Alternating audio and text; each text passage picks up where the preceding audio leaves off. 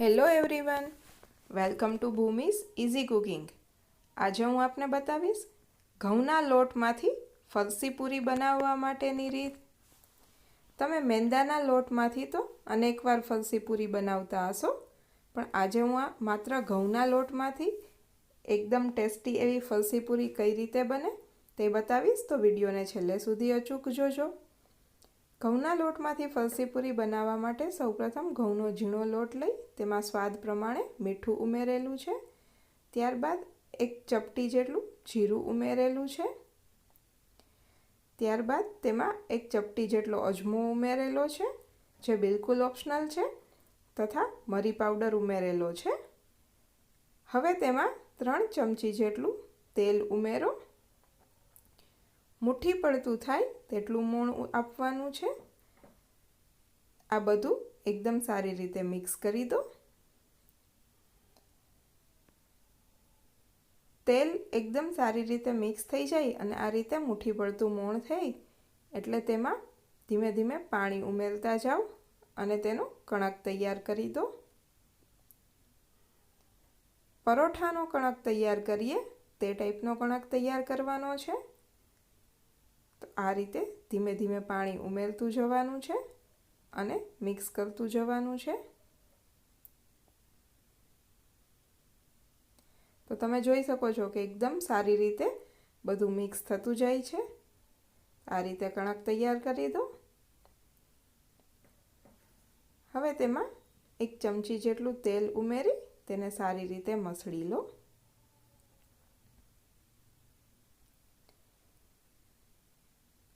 ત્યારબાદ આ લોટને ઢાંકી દો અને તેને 15 મિનિટ માટે રહેવા દો।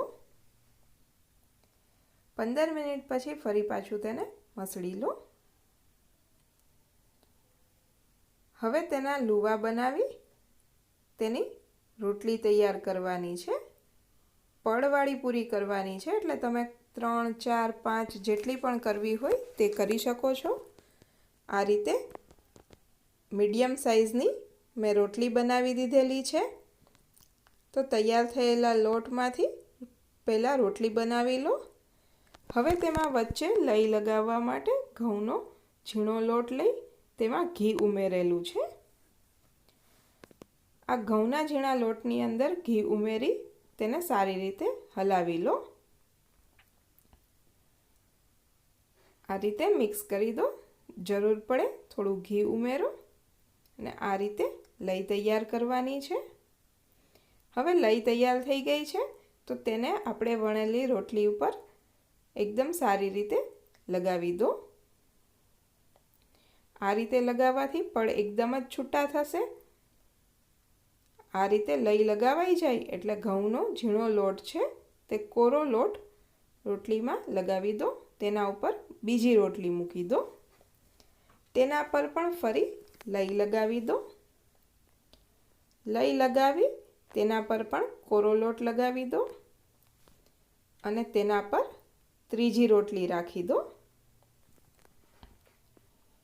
આ રીતે હળવા હાથથી થેપી દો અને તેના પર પણ લઈ લગાવી દો અને કોરો લોટ લગાવી દો।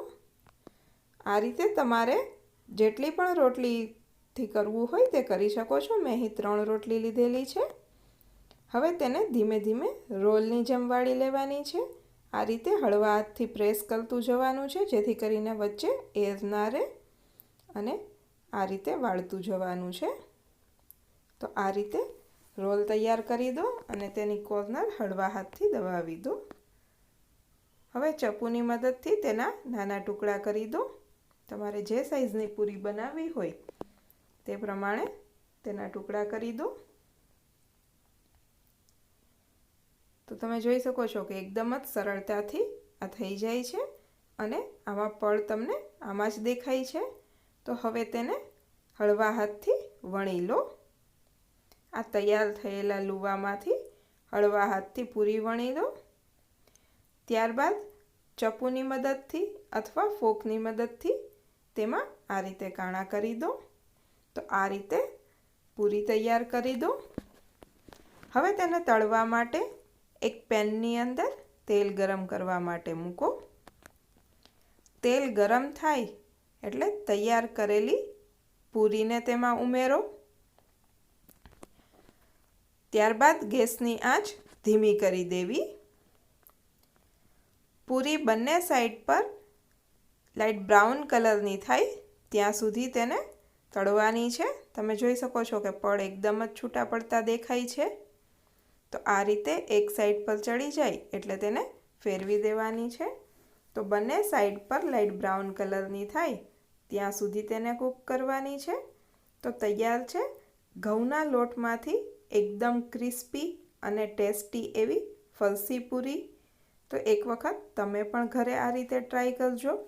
તેનો ટેસ્ટ તમને કેવો લાગે છે તે મને કમેન્ટ બોક્સમાં અચૂકથી જણાવજો. આ વિડીયોને લાઈક કરજો, તમારા ફ્રેન્ડ્સ, ફેમિલી મેમ્બર્સ અને રિલેટિવ્સ સાથે શેર કરજો અને ભૂમિઝ ઇઝી કુકિંગ ચેનલને સબસ્ક્રાઈબ કરજો. Thank you for watching my video. ફરી મળીશું નવા એક વિડીયો સાથે. એન્જોય.